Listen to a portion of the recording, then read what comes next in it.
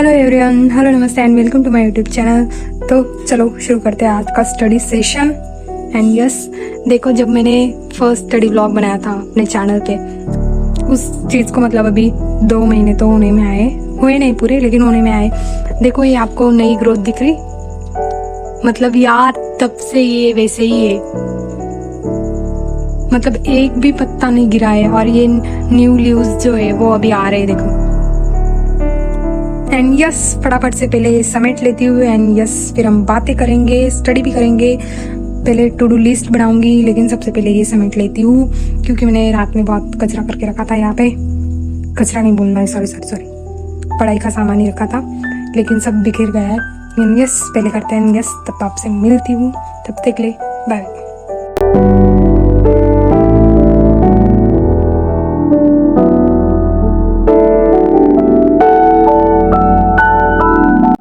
तो मैं बनाऊंगी सबसे पहले टू डू लिस्ट एंड मुझे आज क्या क्या करना है, क्योंकि अगर आप टू डू लिस्ट बना लेते हो ना तो फिर आपको कन्फ्यूज़न नहीं रहता है कि क्या करना है क्या नहीं करना है। क्योंकि बायो, फिजिक्स, केमिस्ट्री और केमिस्ट्री में भी ऑर्गेनिक, इनऑर्गेनिक करना है या फिजिकल करना है वो समझ नहीं आता। तो पहले मैं टू डू लिस्ट बना रही थी और मुझे आज बॉटनी का भी करना था चैप्टर एंड जू का भी करना था।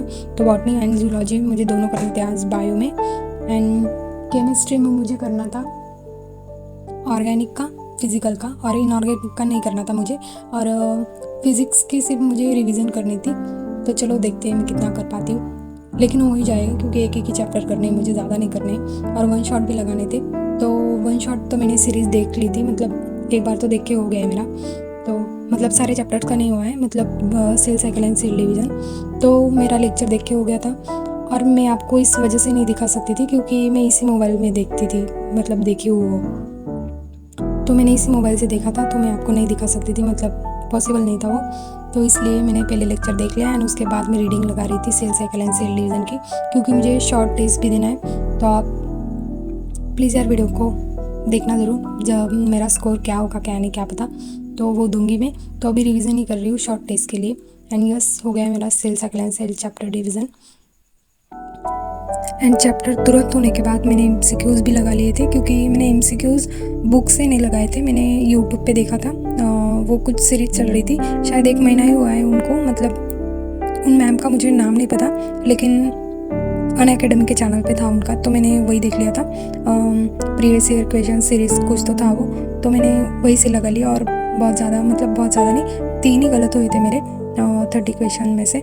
तो उनको मैंने रेड सर्कल कर दिया था, क्योंकि मतलब एक तो आउट ऑफ सिलेबस था और जो 2 थे वो मेरे जो स्पिंडल फाइबर का था वो कुछ उस वजह से रॉन्ग हो गया था। देखो मैंने इसका मुंह कैसे बना दिया, डरावना, तो वो गलत हो गए थे मेरे। अदरवाइज़ तो मेरे सारे सही आए थे, क्योंकि ये चैप्टर मेरा हो गया है बहुत बार। लेकिन अगर अलग क्वेश्चन, मतलब बाहर से अगर आउट ऑफ NCERT आता है तो वो मुझसे नहीं हो पाता है।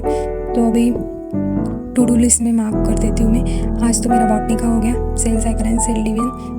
बहुत अच्छा लगता है यार इसे टिक करने में रेड कलर से, मतलब जो सुकून मिलता है ना, हाँ करके देखना आप। एंड यस, अभी मैं नेक्स्ट चैप्टर उठा रही हूँ, स्ट्रक्चरल ऑर्गेनाइजेशन एनिमल्स। आपको नहीं समझा क्योंकि मैंने ये प्री NCERT मतलब पार्ट्स कर दिए मैंने इसके सारे।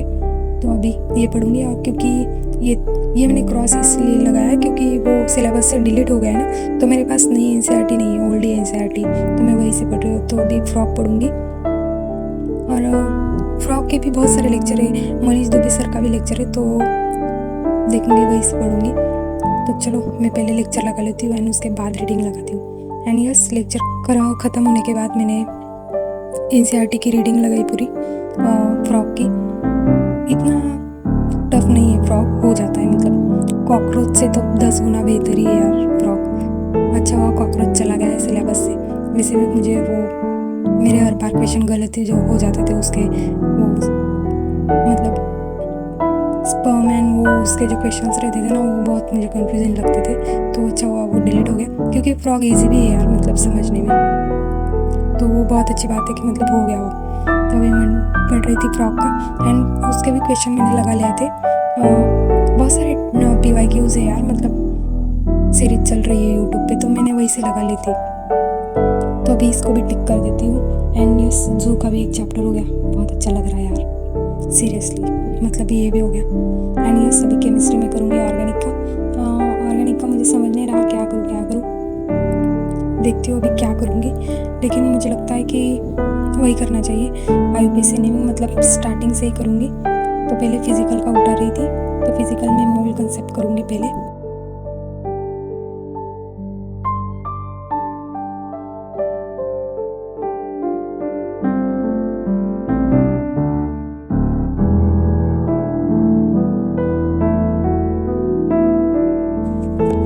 तो अभी मैं कर रही हूँ मोल कंसेप्ट का। और मोल कंसेप्ट का मैंने सर्विस सर का लेक्चर देख लिया था, वन शॉट ही लगाया था मैंने, क्योंकि मेरे पिछले साल के नोट्स तो वैसे ही पड़े थे।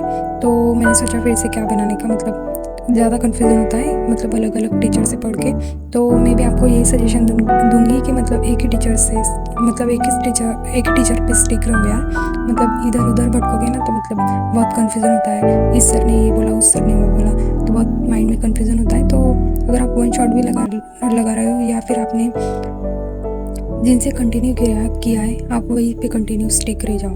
तो मेरा अभी हो गया था मास परसेंटेज ऑफ एलिमेंट्स, तो वही तक ही हुआ था मेरा, क्योंकि इतना हुआ था, मतलब बहुत सारा बाकी था। तो वो कल रिवाइज़ करूँगी मैं, क्योंकि उसके क्वेश्चन भी लगाने पड़ेंगे मुझे। तो इतना सारा होगा नहीं, क्योंकि थोड़ा पहला पार्ट ही टफ है, उसके बाद का तो सब ईजी हो जाता है। एंड यस मोल कंसेप्ट का हुआ डन। तो अभी टू डू लिस्ट में मैं इसको भी शामिल कर लेती हूँ, टिक लगा देती हूँ एंड सुकून महसूस करती हूँ। तो यस फिज़िकल का भी हुआ आज का डन, बहुत खुशी हो रही। एंड यस अभी उठाऊँगी मैं ऑर्गेनिक का, और ऑर्गेनिक का मुझे करना है आज IUPAC नेमिंग। तो IUPAC नेमिंग की मैं इसे प्रैक्टिस करूँगी। इसका मुझे मतलब क्या बताऊँ, बहुत बार हो गया मेरा ये। तो अभी मैं इसकी प्रैक्टिस करूँगी सिर्फ, मतलब जो मुझे टफ लग रहा है या जिसके मुझे मतलब नाम याद नहीं है, तो मैं सिर्फ वही लिख रही थी IUPAC नेमिंग में। एंड ये भी जल्दी हो जाएगा शायद मेरा। और वो होने के बाद मुझे करना है फिज़िक्स का। तो फिज़िक्स में मुझे सिर्फ रिवीजन करनी है। मैंने अलग सर के लेक्चर देख रखे न्यूटन लॉज ऑफ मोशन, तो NLM के मैं सिर्फ रिवीजन दूंगी। उसमें भी वो स्ट्रिंग एंड वो वाला पार्ट जो है, तो उसी की मैं रिवीजन दूंगी। तो मैं सिर्फ अभी रिवाइज ही कर रही थी, मतलब जो हार्ड लग रहा है पहले से स्टार्ट किया मैंने, क्योंकि मुझे फ़िज़िक्स थोड़ा हार्ड ही जाता है। As a NEET aspirant hard ही जाता है मुझे बहुत फिज़िक्स। तो अभी हो गया था मेरी उसकी भी रिवीजन, तो अभी इसमें टिक लगा देती हूँ। फिज़िक्स का भी आज का हुआ टारगेट डन। तो आज पूरा मतलब सारे दिन का टारगेट हुआ डन, मतलब आज 2 days target is done. And yes बहुत खुशी हो रही। एंड यस यार मैं आपको एक फैमिली मानती हूँ मेरी, तो प्लीज़ यार सपोर्ट करो, बस यही होंगी। If you like this video, so please don't forget to like, share and subscribe to my YouTube channel. Thanks for watching. Yeah, bye bye. Love you all.